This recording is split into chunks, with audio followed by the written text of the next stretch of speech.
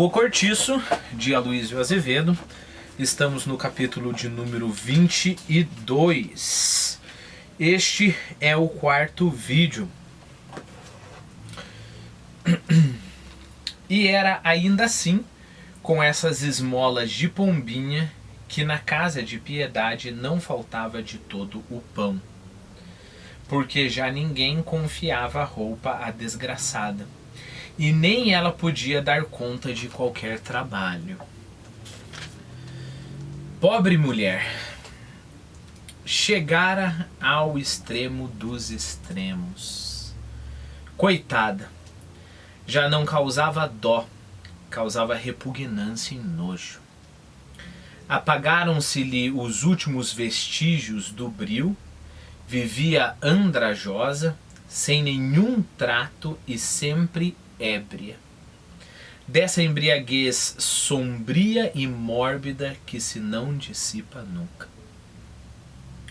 O seu quarto era o mais imundo e o pior de toda a estalagem. Homens malvados abusavam dela, muitos de uma vez, aproveitando-se da quase completa inconsciência da infeliz, né? Aqui a gente tem, primeiro, é claro, o destino horrível, apavorador da Piedade, mas a gente tem também uma parte... lembre-se aquela crônica que eu li, a parte adulterada da crônica do Joaquim Manuel de Macedo, aqui acho que uns 8 vídeos atrás, né? Sobre a crítica ao realismo, né? E o escritor falava isso, né? Olha, se hoje está indo no teatro, eles já entreabrem a porta da alcova. Não vai demorar muito tempo para que eles abram completamente, né? Lembre-se. Por quê? Porque aparecia ali uma cena em que, sei lá, um homem entrou com uma mulher para dentro do quarto, né? Então aparecia esse tipo de coisa. Então imagine esse tipo de pessoa vendo essa passagem. Essa passagem é chocante, né? Até talvez para os padrões de hoje em dia, não sei o que você lê. Mas homens malvados abusavam dela muitos de uma vez, aproveitando-se da quase completa inconsciência da infeliz. É claro, ele não descreveu a cena, mas a cena está aqui. Nós temos a Piedade completamente bêbada. Lembre-se, a última cena que a gente viu com a Piedade, ela estava bêbada e o cara se aproveitou dela enquanto ela estava dormindo. Agora ela levou isso para um nível, ou ela foi levada para um nível pior, né? Ela está bêbada e homens, mais de um homem ao mesmo tempo fazem sexo com ela. Agora, o menor trago de aguardente a punha logo pronta. Acordava todas as manhãs apatetada, muito triste, sem ânimo para viver esse dia, mas era só correr a garrafa e voltavam-lhe as risadas frouxas de boca que já se não governa.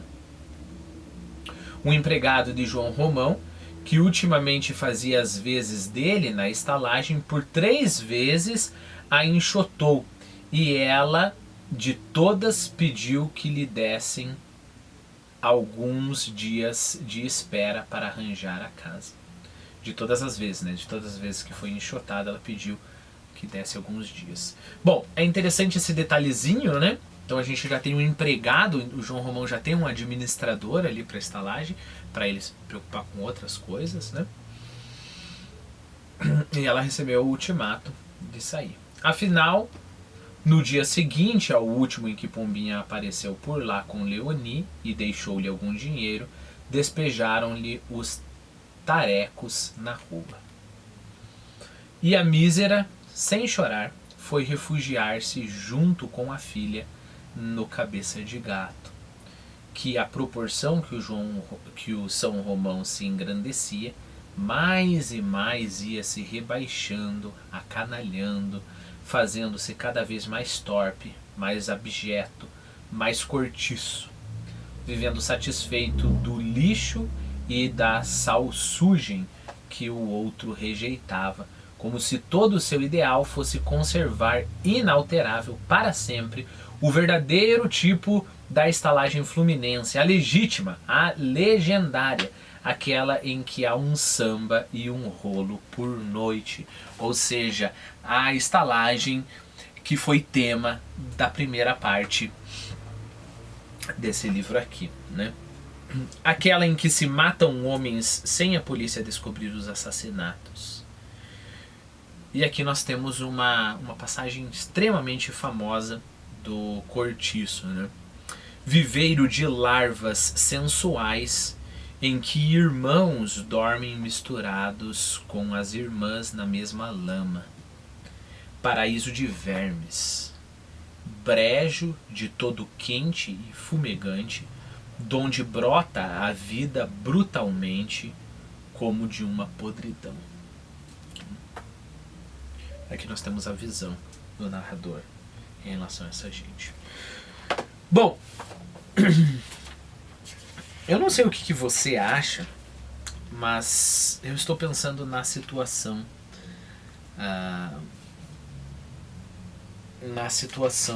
da filha do Jerônimo, né?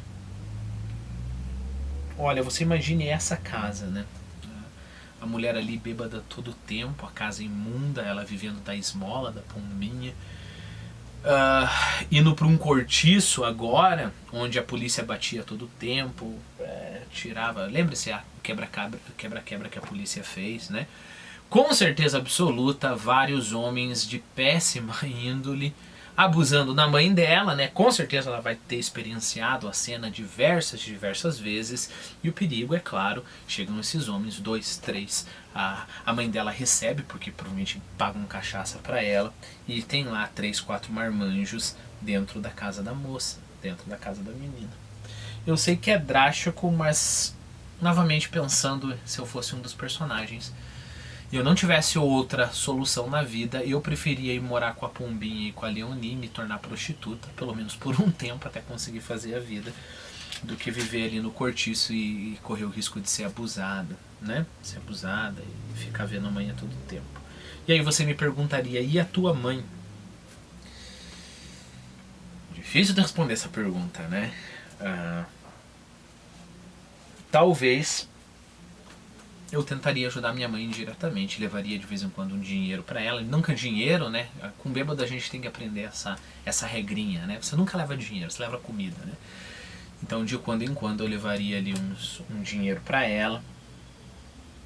Como eu não ia querer fazer carreira de prostituta, né? Então provavelmente eu não ia ter dinheiro para fazer o que a Pombinha fez com a mãe dela, de trazer e montar a casa, né? Não sei. Talvez pensar no meio termo também, não sei. Aceitar a ajuda e viver com a Pombinha e com a Leonie, mas tentar não entrar na vida de prostituição, ser só uma protegida. É claro que isso implicaria alguns favores, né? Mas vilania por vilania, melhor vilania com 2 prostitutas limpas do que com um monte de homens imundos, né? Me desculpe colocar nesses termos, mas veja bem, este é o termo da fantasia aqui do livro, né? Esse é o termo da ficção aqui do livro. A gente não está falando de um mundo bonzinho. Então se a gente... A história é a seguinte, né? Você está lendo um livro sobre um santo. Você tem que respeitar este livro e acreditar em santidade, por mais que você seja um satanista, né? Ler aquela literatura é entrar no mundo de santidade.